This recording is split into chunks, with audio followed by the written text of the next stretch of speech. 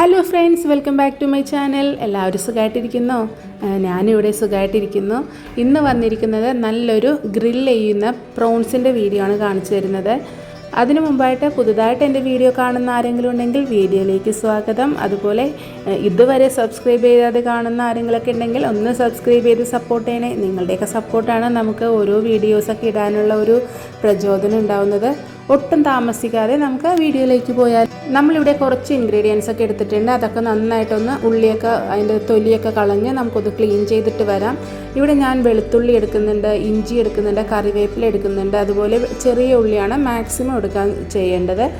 മിക്സിയുടെ ചെറിയ ജാറിലേക്ക് വെളുത്തുള്ളി, പച്ചമുളക്, അതുപോലെ ചെറിയ ഉള്ളി, ഇഞ്ചി, വലിയ ജീരകം, കാശ്മീരി മുളക് പൊടി, എരിവെള്ള മുളക് പൊടി, മഞ്ഞൾപ്പൊടി, ഉപ്പ്, കുറച്ച് ഹാഫ് ലെമൺ കൂടി സ്ക്യൂസ് ചെയ്തിട്ടുണ്ട്. വെളിച്ചെണ്ണ ഇടുന്നുണ്ട്. നിങ്ങൾക്ക് കയ്യിൽ കുറച്ച് തേങ്ങ ഉണ്ടെങ്കിൽ തേങ്ങ തിരുകിയതും കൂടി അതും കൂടി ചേർത്തോട്ട് ഇതേപോലെ നന്നായിട്ടൊന്ന് നല്ല പേസ്റ്റ് പോലെ അരച്ചെടുക്കണം. മാക്സിമം തേങ്ങയും കൂടി ഇടാൻ വേണ്ടി ശ്രമിക്കണം. അപ്പോൾ നല്ലൊരു പ്രത്യേക ടേസ്റ്റ് തന്നെയാണ് കിട്ടുന്നത്. തേങ്ങ ഞാൻ വീഡിയോയിലേക്ക് ഇടാൻ വേണ്ടി വിട്ടുപോയത് കൊണ്ടാണ് ഞാൻ കാണിക്കാനത്.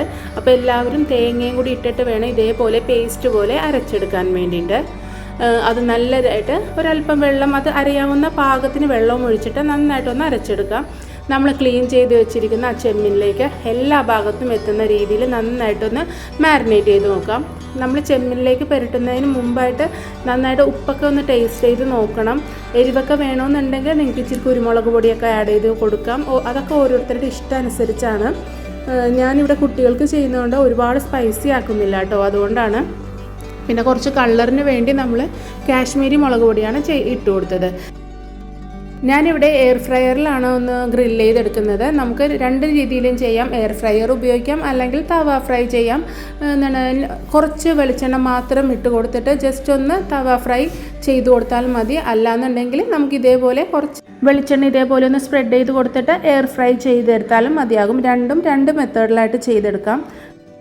എയർ ഫ്രയറിൽ ചെയ്യുമ്പോഴത്തേക്ക് ഒരു 160 ഡിഗ്രിയിൽ ഒരു 15 മിനിറ്റ് ഫസ്റ്റ് ഒന്ന് കുക്ക് ചെയ്തതിന് ശേഷം അതൊന്ന് എടുത്തതിന് ശേഷം പിന്നെയും ഒരു തിരിച്ചിട്ട് കൊടുത്തതിന് ശേഷം ഒരു 10 മിനിറ്റും കൂടി ഒന്ന് ഗ്രില്ല് ചെയ്തെടുക്കാം. അതേപോലെ നമുക്ക് തവ ഫ്രൈ ചെയ്യുമ്പോഴത്തേക്കും നമുക്ക് അറിയാമല്ലോ എങ്ങനെയാണ് കുക്കിംഗ് ടൈം എന്നൊക്കെ.